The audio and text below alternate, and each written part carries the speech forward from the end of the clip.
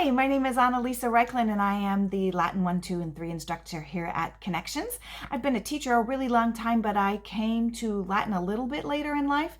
I had put my oldest, who's now graduated from college, into Latin here at Connections in 7th grade, and he got mad at me and didn't want to take it. So he said that he was going to deliberately flunk, and so he could quit. Anyway, I said, I'm going to take Latin with you. And so we did. We took it together, and by the end of the first year, he had an A+ in the class, and we went on to take 3 more years of Latin together. And when the Latin teacher retired, she suggested that I take it on. So that's how I got started at Connections. I always tell my classes this is likely the hardest class they're ever going to take at Connections. But when they're 25 and their frontal lobes are fully developed, they'll come back and thank me. I teach a curriculum called Latin Alive. And there's 3 books, which we finished by the end of Latin 3. And Latin Alive is equivalent to Wheelock's. It's based on a college textbook called Wheelock's. And by the time they're done, they have had 1 year of college Latin under their belt.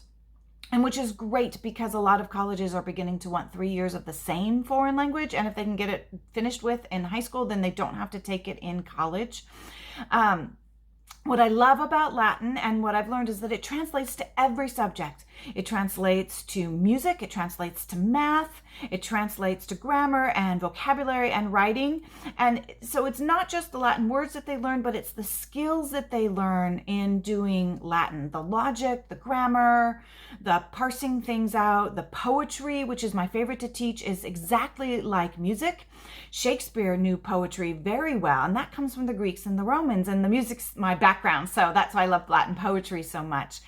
We have history, so they learn a lot about history from the Romans' point of view, who had conquered most of the world, learning how to problem solve, all of those things. And by the time the kids are in 3rd year Latin, they have actually learned more grammar, both in English and Latin, that most kids ever do in an English grammar class, of course, except you take Mrs. Lorelli's class.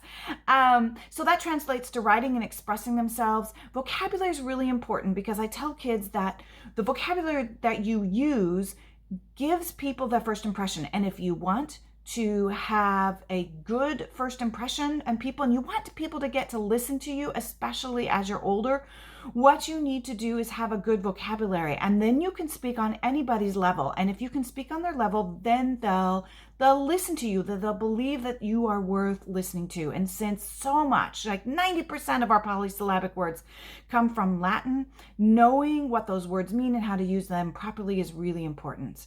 One of the things I tell my kids is that I have really high expectations, but what happens is that kids meet those expectations and they will rise to the level that you expect.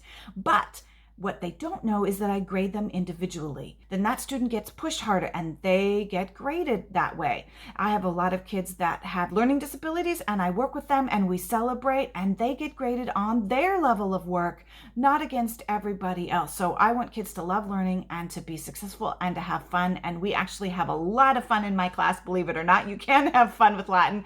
And I love it when they've started with me in elementary school and I've gotten to know them over 5 years, and I can really speak into their lives and develop a relationship with them and help launch them out of high school as with skills for success as young adults.